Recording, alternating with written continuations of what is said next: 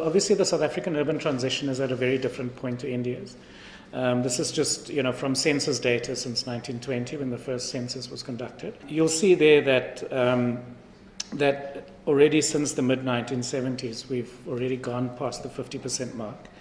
And that urban areas are just growing a lot faster than rural areas. But what is important to understand within this, of course, is that in the imaginary of the apartheid state, black people were not meant to be in cities and towns. They were meant to be in certain enclaves. And so there was always a depressive set of policies to try and stem urbanization. We don't, obviously, since the next census is next year, we're not sure what this number is, and as I'll indicate to you a bit later, we've got some weird anomalies as well, because part of the apartheid policy was to designate certain areas rural, but they concentrated large number of black surplus labor pools in those areas. So they were effectively urban, but they're still designated as rural. What is important about this distribution is the intense sort of red marks, those intense red concentrations, which is a direct product of this Bantustan policy. So essentially, in the imaginary of the apartheid state, all tribal black people, that each tribal group had to have their own kind of homeland, or what we call Bantustans, and that has left a profound mark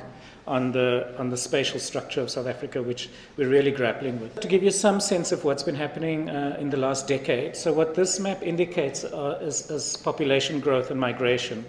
So the green bars are natural growth, the red bars is growth through migration, and then the blue bars combined growth. Okay, and what you clearly see from this is that in the coastal provinces on this side, there's basically a loss of population, and in Gauteng, in Johannesburg, where those higher bars are, and in Cape Town, there's a massive attraction of population.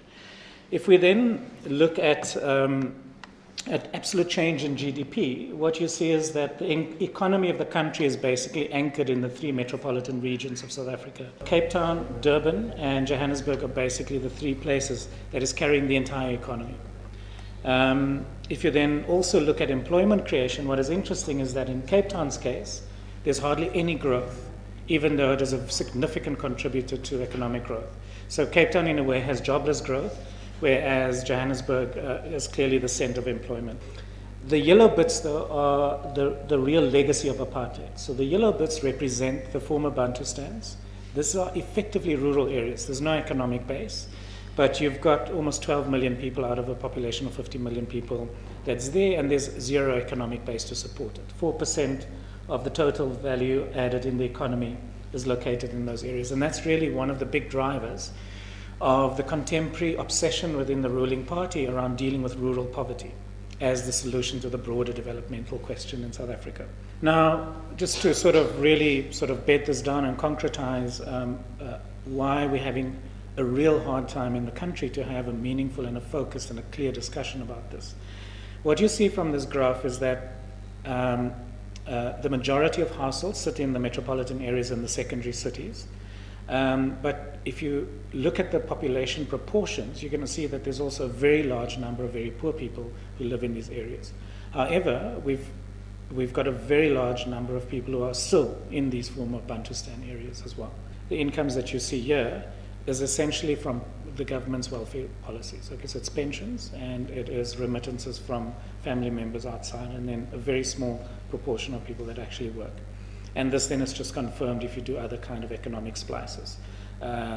So as you can see, services dominate in the urban areas, unsurprisingly, and of course mining and agriculture more important, and significant is mining in the secondary cities.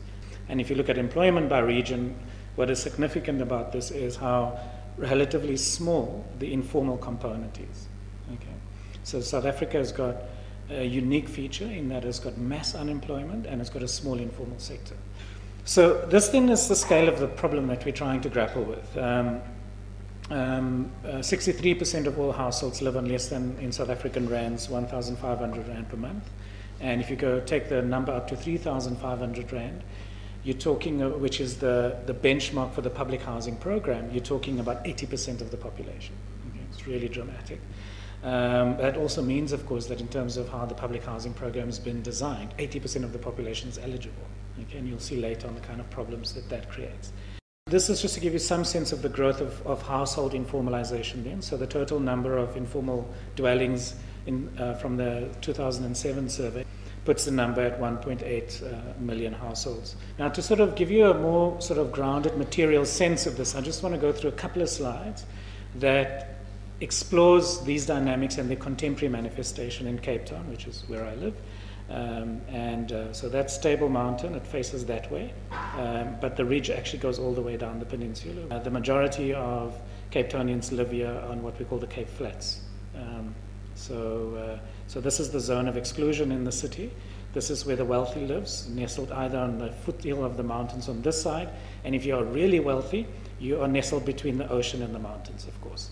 And then another sort of colonial idiosyncrasy of Cape Town is that if you're white and you speak English, you live on this side. If you're white and you speak Afrikaans, you live on this axis, on that side. And this is the physical footprint, the built environment footprint in 1985. So just to give you some sense of, so before the fall of apartheid, but some relaxation of influx control and migration to the city. And it grows by 40% in 20 years to 2005. Okay. Now, what's significant about all this growth is that this is where the poor are then concentrated, so all the growth, and this is where the wealthy moves to, is the northern parts of the city.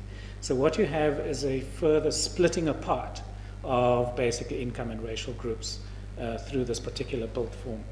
This is the zone of deep exclusion in the city, so in the sort of bizarre apartheid sort of hierarchy of privilege or exclusion, what we in our parlance call black African people in South Africa, are really sort of excluded as far away from the economic backbone of the city on the edge here.